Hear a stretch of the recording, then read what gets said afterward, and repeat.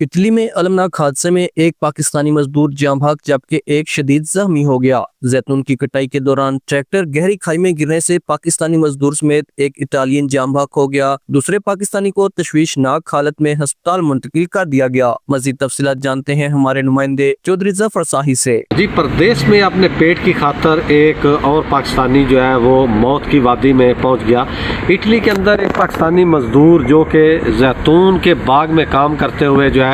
ایک المناک حادثے کا شکار ہو کر جو ہے وہ جاں بحق جو ہو گیا۔ تفصیلات کے مطابق اٹلی میں زیتون کے باغات میں کام کرنے والا ایک پاکستانی اور اس کا اٹالین مالک جو ہے وہ کام کرنے کے دوران جو ہے وہ ٹریکٹر جو ہے وہ روڈ سے پھسلنے کے باعث جو ہے وہ ٹریکٹر کے نیچے آ کر جو ہے وہ جاں بحق ہو گئے، جبکہ ایک پاکستانی جو ہے وہ اس کو انتہائی تشویشناک حالت میں جو ہے وہ ہاسپٹل جو ہے وہ منتقل کیا گیا ہے، جہاں اس کی حالت جو ہے وہ تشویشناک جو ہے وہ بتائی جا رہی ہے۔ ریسکیو ٹیموں نے فوری طور پر ہیلی کاپٹر کے ذریعے اس پاکستانی کو جو ہے وہ ہاسپٹل جو ہے وہ ٹرانسفر کیا، جہاں اس کا علاج جو ہے وہ جاری ہے۔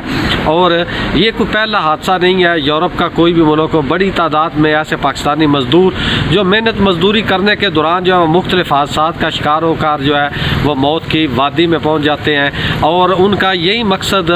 پردیس میں محنت مزدوری کا ہوتا ہے کہ ان کے جو خاندان ہے وہ بہتر اور اچھی زندگی جو ہے وہ گزار سکے، لیکن اس اچھی زندگی کے پیچھے جو ہے کام کرتے کرتے وہ موت کی وادی میں جو ہے پہنچ جاتے ہیں۔